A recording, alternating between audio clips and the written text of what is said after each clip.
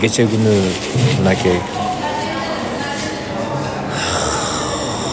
доставка кылып Акбала байкеге жиберем. Мына 4-тө.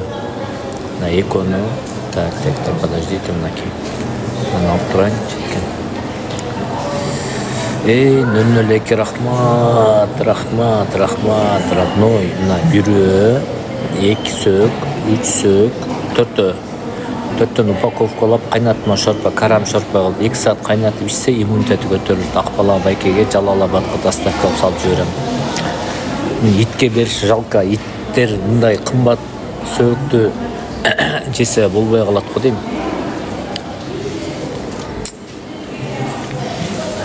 Geçe gün ayткам мен карам шорпо десе картошка, сабиз, пияз кошуп жүрбөйм. Өзүң гана кайнатып карам шорпо кылып ичиң деген.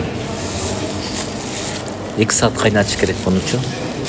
Быр кайнатып берсе раза шору чыгат. Ana içi hoş gerek.